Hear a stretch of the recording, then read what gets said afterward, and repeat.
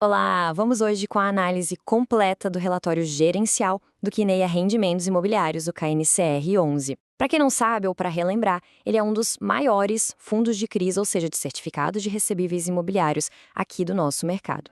A gente vai se basear aqui no relatório de dezembro de 2025, que foi publicado agorinha em janeiro de 2026. Então, são os dados mais quentes que temos. Vamos lá, vamos mergulhar nesses números para entender direitinho como o fundo fechou o ano. Ok, para organizar nossa conversa, separamos tudo em 5 partes. Primeiro, uma visão geral. Depois, a gente olha os resultados e o fluxo financeiro. Na sequência, destrinchamos a carteira de ativos. Aí, vemos os comentários da gestão e, para fechar, um resumão com os pontos mais importantes do mês, bem direto ao ponto. Então, vamos começar. Primeiro, aquela visão geral de dezembro. É como tirar uma foto do fundo para a gente ter uma ideia de como ele estava no fechamento do mês. Bom, qual é a do fundo? A estratégia dele é bem direta, bem clara. Ele investe principalmente em certificados de recebíveis imobiliários, os famosos CRIs, que são basicamente dívidas do setor imobiliário. O grande foco é em títulos pós-fixados atrelados ao CDI. O que isso significa? Que o rendimento dele anda coladinho com a taxa Selic. E tem mais um detalhe importante. A gestão busca operações de baixo risco, ou seja, eles escolhem a dedo devedores que têm uma saúde financeira mais sólida. E o tamanho desse fundo é realmente impressionante. Olha só esse número. Patrimônio líquido de 9,74 bilhões de reais. É dinheiro, hein? Com esse porte, não tem como negar. Ele é um gigante no mercado de fundos de papel. E claro, um fundo desse tamanho tem muita gente investindo. São mais de 515 mil cotistas. Isso mostra o quanto ele é popular e, na prática, significa que a liquidez das cotas lá na bolsa é bem alta. Agora, o indicador que todo mundo olha, o P sobre VP, ou preço sobre valor patrimonial. Vamos aos números. No final de dezembro, a cota no mercado fechou em R$ 107,51. Já a cota patrimonial, que é o valor teórico, o valor justo dos ativos, estava em R$ 102,26. Se a gente divide um pelo outro, chegamos num PVP de 1,05.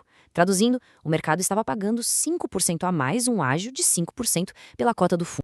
E vamos ao que interessa para muita gente, dividendos. Em dezembro, a distribuição foi bem gorda, olha só, R$ 1,30 por cota. Esse valor de 1,30 deu uma rentabilidade no mês de 1,27%. E lembrando, isenta de imposto de renda para a pessoa física. Mas o mais legal é comparar. Sabe quanto isso deu do CDI? 104% da taxa de I do período. A taxa foi de 1,22%. Ou seja, o fundo rendeu mais que o próprio benchmark dele, o que é sempre um bom sinal, né? Mostra que a gestão está conseguindo extrair um valor extra. Sabe a vacância nos fundos de tijolo? Então, o equivalente nos fundos de papel é a inadimplência, o risco de calote. E sobre isso, a notícia é ótima. A gestão informou que não teve nenhum evento negativo de crédito na carteira. Inadimplência zerada. Isso reforça aquela ideia de que a carteira é mesmo de baixo risco. Beleza, já temos a foto geral. Agora vamos para a segunda parte e dar um zoom nos resultados financeiros. A gente precisa entender de onde veio e para onde foi o dinheiro do fundo em dezembro. Olhando a demonstração de resultados, a gente vê que o grosso da receita, 121,1 milhões de reais, veio dos juros dos CRIs. Faz todo sentido. Além disso, entraram mais 15,3 milhões de outras aplicações. E as despesas ficaram em 9,3 milhões, já incluindo aí a taxa de administração. No fim das contas, o resultado líquido do mês foi de 127,1 milhões de reais. Um resultado bem forte. Agora vamos trazer esse número para a nossa realidade por cota. O fundo gerou de resultado R$ 1,33. Só que ele distribuiu, como a gente viu, R$ 1,30. Percebe? Sobraram 3 centavos por cota. O fundo gerou mais do que pagou. E o que acontece com esses 3 centavos? Eles não somem, claro. Eles vão para uma reserva de lucros. Com essa grana do mês, o saldo total dessa reserva subiu para 17 centavos por cota. É como se fosse um colchão de segurança, sabe? A gestão pode usar isso para manter os dividendos estáveis lá na frente se algum mês for mais fraco. Falando nisso, se esta análise está sendo útil, já sabem, inscreva-se e curta para ajudar a levar informações relevantes a mais investidores. Ok, resultado entendido. Vamos agora para a terceira parte da nossa análise. A pergunta é, onde exatamente o fundo coloca esses quase 10 bilhões de reais? Aqui a estratégia fica escancarada. Olha só a concentração. 93,7% da carteira está em ativos ligados ao CDI. É muita coisa. Tem mais 6,2% em caixa, rendendo pela Selic, e uma fatia minúscula de 0,2% em IPCA. Não tem dúvida, né? A aposta do fundo é total no cenário de juros altos. E de onde vêm essas dívidas? Em que tipo de imóvel elas estão lastreadas? Bom, a maior parte, quase metade, 47,2%, é do setor de escritórios. Depois vem shoppings com 19,5% e galpões logísticos com quase 11%. Então, apesar de ter um pouco de tudo, o desempenho do mercado de escritórios tem um peso bem grande nos resultados do fundo. E em dezembro, a gestão não ficou parada não. Eles alocaram uma bolada, 461,7 milhões de reais em novas operações de CRI. E a taxa média desses novos papéis foi muito boa, CDI mais 1,79% ao ano. É um spread, uma gordurinha a mais, bem interessante, ainda mais pensando que o foco do fundo é em operações seguras de baixo risco. Para a gente ter uma ideia, vamos olhar as 3 maiores compras do mês. Foram 170 milhões para o CRI do edifício Easy Tower, 120 milhões para o Figold, que é de logística, e quase 119 milhões para o HGBS, referente ao Shopping Bauru.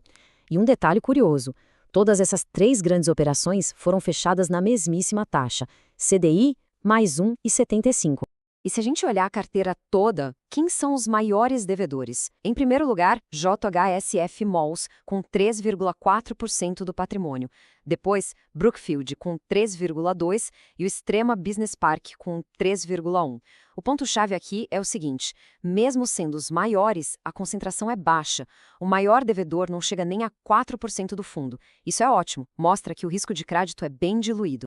Muito bem, agora vamos ouvir, entre aspas, a própria gestora, a Kinea. O que será que eles disseram no relatório sobre dezembro e sobre o que esperam daqui para frente?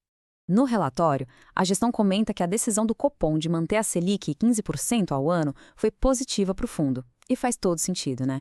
Com quase toda a carteira atrelada ao CDI, Selic alta significa rendimento alto. Por isso, a expectativa deles é continuar com dividendos fortes nos próximos meses.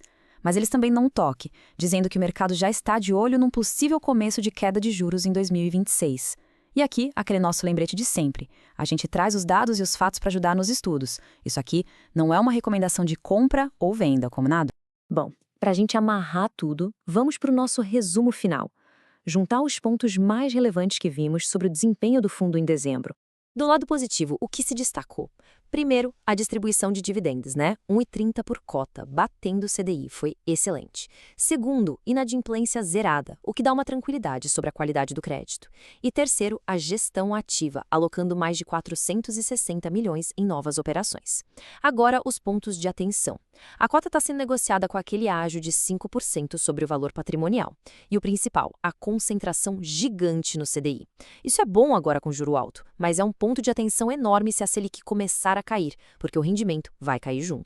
E tudo isso nos leva a uma pergunta, a uma reflexão final, né? Com 93,7% da carteira dependendo do CDI, como é que fica a atratividade desse fundo quando a Selic cair? Porque uma hora ela vai cair. Será que outros investimentos, como os fundos de inflação, não passariam a ser mais interessantes? É uma questão importante para se ter no radar. Fica aí o pensamento. Agradeço a companhia e a gente se vê na próxima análise.